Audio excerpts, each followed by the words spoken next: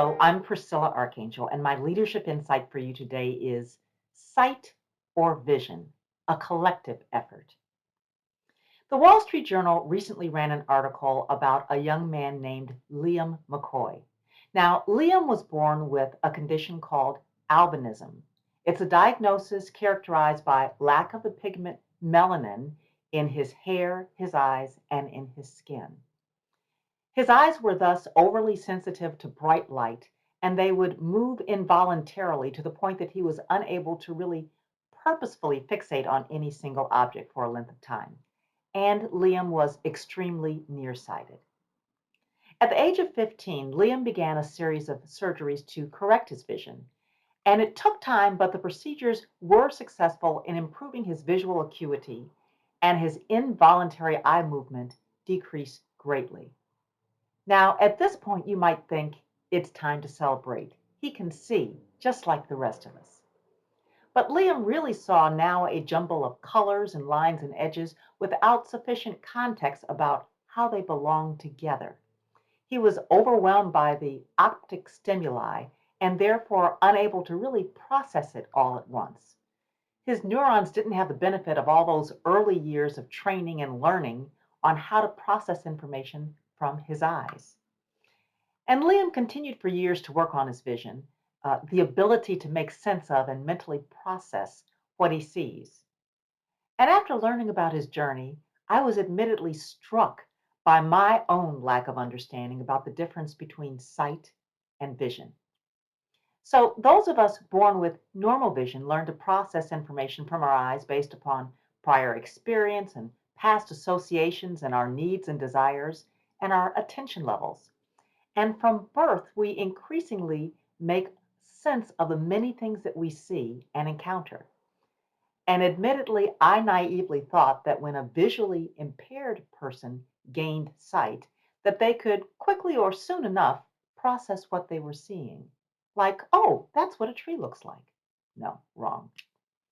So it made me think about the differences between sight and vision in other areas of our life experiences.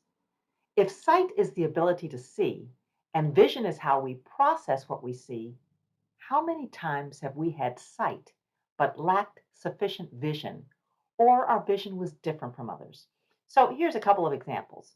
One is when people see the same facts or topics like climate control or the economy, but their vision may lead them to different conclusions based upon their individual experiences, their preferences, and their areas of expertise. Another example is a leader may see her team member and thank him for his work, but may not have vision to understand that her team member is disengaged. We all may see the same things, but when our visual acuity or our perception is different, we can process them differently, leading to different conclusions.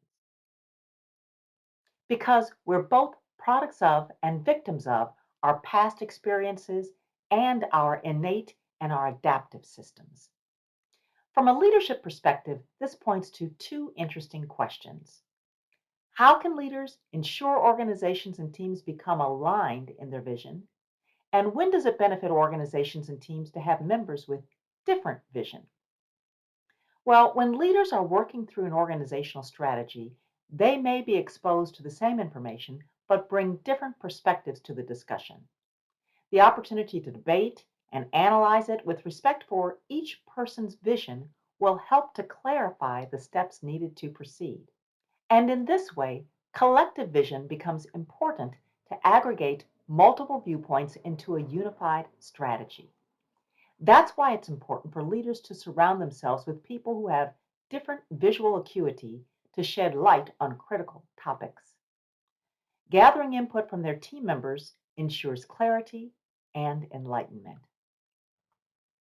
The goal is for leaders to improve the collective vision of their teams, recognizing the value of diverse perspectives. Just like Liam, this is an active process of understanding and evaluating what's being seen and applying this vision to future decisions. We can't take vision or sight for granted. Thanks for listening.